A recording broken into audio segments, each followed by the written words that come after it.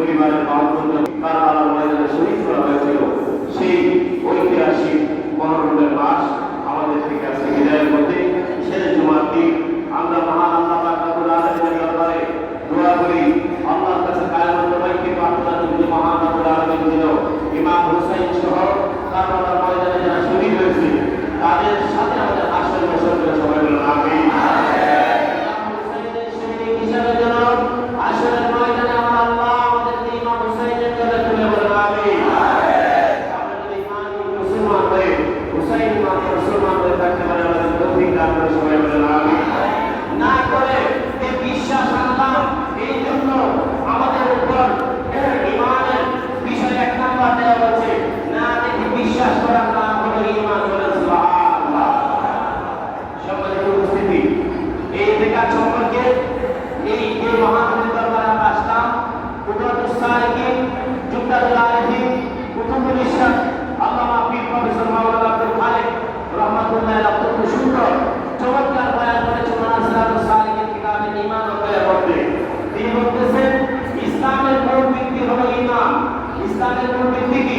ঈমান। ঈমান ছাড়া আমল কোনো কাজে আসবে না। ঈমানের কোনো একটা বিষয় যদি কেউ অস্বীকার করে তাহলে ইসলাম হতে হাদিস হয়ে যাবে, ইসলাম থেকে সে বাতিল হয়ে যাবে। কিন্তু ঈমান ছাড়া যত নেক কাজই করা হোক না কেন হবে না। বলেন সুবহানাল্লাহ। এই বক্তব্যটা আল্লামা প্রফেসর আব্দুল খালেক রহমাতুল্লাহ আলাইহি বলেন সুবহানাল্লাহ। সম্মানিত উপস্থিতি, তিনি আরো বলেন প্রত্যেক মুসলমানের জন্য প্রথম হলো ঈমান, তারপর হলো আমল। প্রথম কি? ঈমান। আমরা প্রথম ইসলামের মধ্যে ইল্লাল্লাহু মুহাম্মাদুর রাসূলুল্লাহ সাল্লাল্লাহু আলাইহি ওয়াসাল্লাম, আল্লাহ এবং রাসূলের উপরে ঈমান আনলাম, কালিমা শরীফ করে ইসলামের প্রথম ভিত্তি। 2 নাম্বার হলো যেটা সেটা হলো নামাজ কায়েম করা, ক্ষমতা থাকলে যাকাত দেওয়া, হজ করা এবং রমজান মাসে রোজা রাখা, এই হলো 5টা কাজ। বলেন সুবহানাল্লাহ। সম্মানিত আল্লামা প্রফেসর আব্দুল খালেক রহমাতুল্লাহ আলাইহি উনি ঈমান সম্পর্কে অত্যন্ত চমৎকার বয়ান দিয়েছে। আমার জবান দিয়ে শুধু আপনাদেরকে আজ থেকে উনি চলে গেছেন 70 বছর আগে। আমি গুনাহগারের মুখ দিয়ে ওনার লেখা কথাটাই আপনাদের শুনে নিতে চাই। তিনি বলছেন প্রত্যেকটা মুসলমানের জীবনে সবচেয়ে প্রথম ঈমান। প্রথম কি?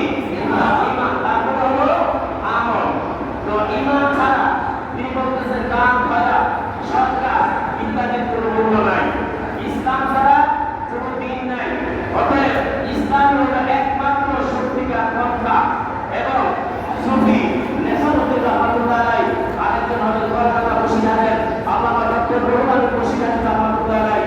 এইরকম বড় বড় স্কলার মুতাবাদ মুরিদ, তার মধ্যে অন্যতম শিক্ষাবিদ প্রফেসর ডক্টর আব্দুল খালেক রহমাতুল্লাহ আলাইহি উনি দায়িত্ব দিলেন সিরাত গ্রন্থ নবীর জীবনী লেখার জন্য। বলেন সুবহানাল্লাহ। আর এই সেই কিভাবে লিখলেন? পবিত্র কোরআন শরীফের আয়াতগুলো রিসার্চ করে, তাফসীর করে, ব্যাখ্যা করে, এক্সপ্লেনেশন করে উনি সাইয়্যিদুল মুরসালিন লিখেছেন। সুবহানাল্লাহ। ডক্টর মোহাম্মদ শহীদুল্লাহ জীবনীর মধ্যে দেখতে পেলাম ওনার ছেলে লিখেছেন ফুরফুরা বিশালের কাছে যে ডক্টর মোহাম্মদ শহীদুল্লাহ বাংলা আর বিশ্বের 18টা ভাষার পণ্ডিত।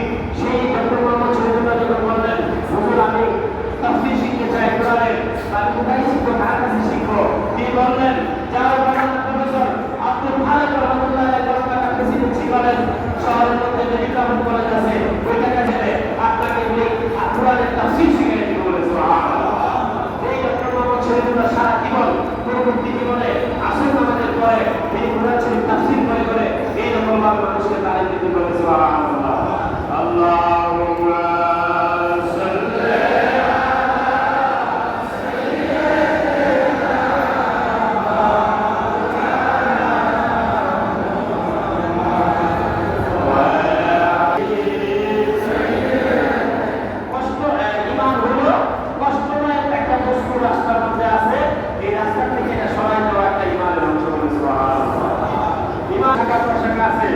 এর মধ্যে 1 নম্বর হলো আল্লাহ তাআলা এবং তার যত সিফাত আছে সমস্ত গুণাগুলোর উপরে ঈমান আনা। বলেন সুবহানাল্লাহ।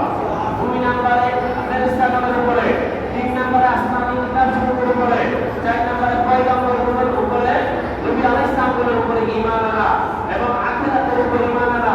কবরের মধ্যে যে আযাব হবে, কবরের মধ্যে বদলার আযাব এবং নেককারের আযাব হবে, হিসাব নিকাশ হবে,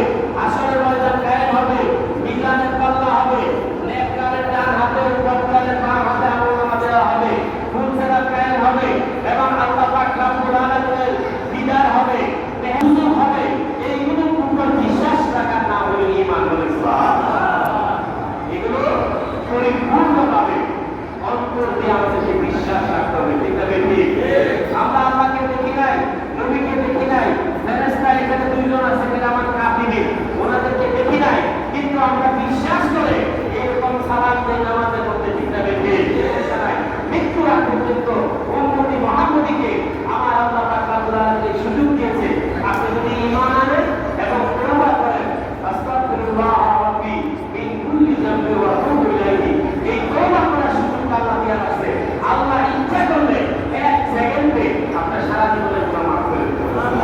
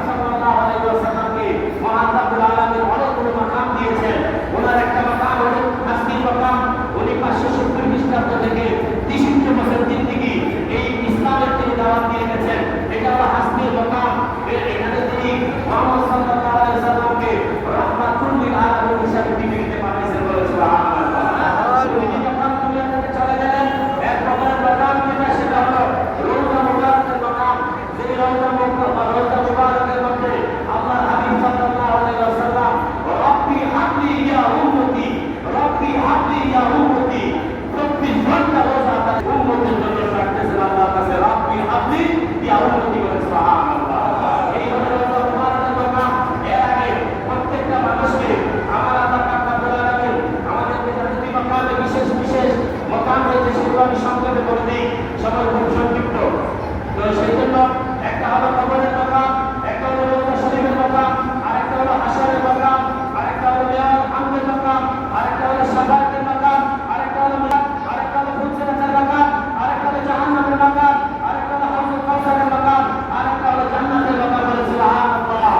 প্রত্যেকটা মাকামের মাকামে যিনি দাঁড়িয়ে আপনাকে উম্মতি মুহাম্মদীকে হাতে ধরে ধরে জাহান্নাম থেকে জান্নাতে নিয়ে যাবে, তিনি হলেন নবী মুহাম্মদ রাসূলুল্লাহ সাল্লাল্লাহু আলাইহি ওয়াসাল্লাম। সম্মানিত উপস্থিতি, কবরের মাকামে কোন নবী রাসূল পয়গম্বরকে আলাদা প্রশ্ন জিজ্ঞাসা করা, একমাত্র নবী মুহাম্মদ সাল্লাল্লাহু আলাইহি ওয়াসাল্লাম সম্পর্কে এইরকম ভাবে জিজ্ঞাসা, মা কুনতা তাকুলু ফি হাক্কি হাযা রাজুল, এই ব্যক্তি সম্পর্কে তুমি কি বলবে? যারা ঈমানদার, যারা মুমিন, যারা মুত্তাকি, তারা বলবে আশহাদু আল্লা ইলাহা ইল্লাল্লাহু ওয়া আশহাদু আন্না মুহাম্মাদান আবদুহু ওয়া রাসূলুহু। এই জন্য সম্মানিত উপস্থিতি, যারা মুমিন তারা নবীকে সাথে সাথে চিনার সাথে সাথে হাদিসে মুবারকে সিরাজুস সালিকিন আছে এই কথাটা যে মিশকাত শরীফের হাদিস, ঈমানদার মুমিনের চোখের দৃষ্টিটা যতদূর যায় ততদূর পর্যন্ত তার কবরটা বেহেশত হয়ে যাবে। এবং সাথে সাথে মুমিনের কবরটা বেহেশত হয়ে যাবে। শুধু তাই নয়, যারা নবীকে চিনতে না পারবে কবরটা সাথে সাথে জাহান্নাম হয়ে যাবে। আল্লাহ যেন আমাদেরকে সকলকে নবীর দান করে সবাই বলেন আমিন। সম্মানিত উপস্থিতি, আমরা যেন আমার আলোচনার সময় শেষ হয়ে গেছে। আখিরাতের মাকামের অনেকগুলো বিষয় জড়িত ছিল, আজকে বলতে পারলাম না। আল্লাহ যেন আমাদের সকলকে ঈমান নিয়ে কবরে যাওয়ার তৌফিক দান করে সবাই বলেন আমিন। আমার অনুরোধ থাকবে, যারা এই দরবারে আসা যাওয়া করেন, এই দরবারকে ভালোবাসেন, প্রত্যেকটা মানুষের ঘরে এক কপি সাইয়্যিদুল মুরসালিন রাখবেন। যদি আপনার পরিবার, আপনার ফ্যামিলি এই ইউটিউবের যুগে, মিডিয়ার যুগে, ফেতনার যুগে হাজার হাজার মানুষকে ঈমান থেকে বিচ্যুত করার জন্য মিডিয়া নবীর সেই সমস্ত কথার জবাব আল্লামা প্রফেসর আব্দুল খালেক রাহমাতুল্লাহ আলাইহি ওনার সাইয়্যিদুল মুরসালিনে দিয়ে গেছেন। আমার অনুরোধ থাকবে সকলের নিকট, প্রত্যেকে এক সেট সাইয়্যিদুল মুরসালিন ঘরে রাখবেন, পরিবার পরিজনদের করে ঈমান নিয়ে কবরে যেতে পারে। আল্লাহ যেন তৌফিক দান করে সবাই বলেন আমিন। এবং এক কপি করে সিরাজুস সালিকিন নিয়ে যাবেন। আল্লাহ যেন সবাইকে তৌফিক দান করে সবাই বলেন আমিন। সম্মানিত উপস্থিতি, আজকে যারা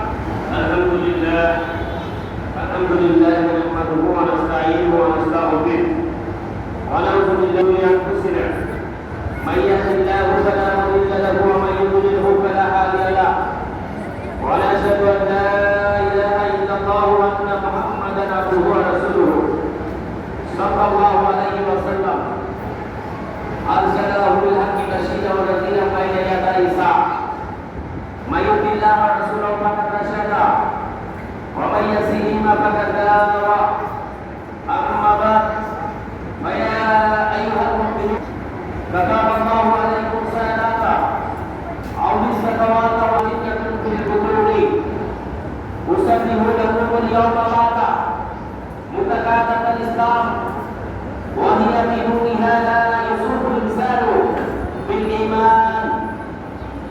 فالقرآن كلام الله غير مخلوق وهو مكتوب في مساحفنا محفوظ في قلوبنا مكتوب في ألسنتنا مسطور في أذاننا غير خالد فيها فيهم والباس والحزن والكتاب والسؤال والحوض والسلام والجنة والنار كلها حق والكبيرة لا تخرج العبد المؤمنين من الإيمان ولا تدخله في الكفر والله لا يغفر ان يشرك به ويغفر ما دون ذلك لمن يشاء ويجوز العقاب على الصغيرات والعفو عن الكبيرة اذا لم تكن عن الاستجهاد. عباد الله رحمكم الله، من ذنب شرك وحفيظ وتمسيك التوحيد والسنه. اللهم ولوالدينا ولمشايخنا ولاساتذتنا ولاخواننا الذين سبقونا بالايمان ولمن كان له حق علينا برحمتك يا ارحم الراحمين. بارك الله لنا ولكم في القران العظيم. اعوذ بالشيطان الرجيم. ربنا اغفر لنا ذنوبنا وكفر عنا سيئاتنا وقنا مع الابرار. علي بن ابي طالب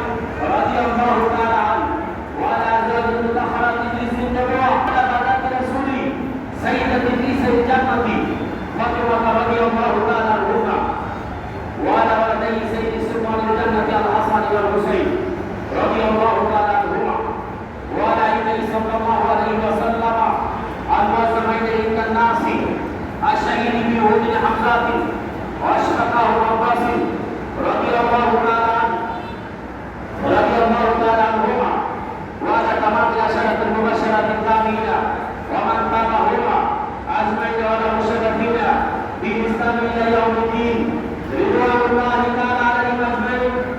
اللهم أنت أئمة المسلمين إلى سنة رسول والخلفاء الراشدين.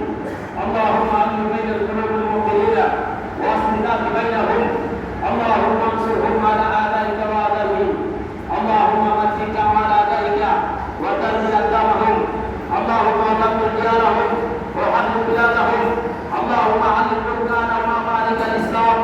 اللهم اغفر لنا في هذا أساس أمر السنة والقرآن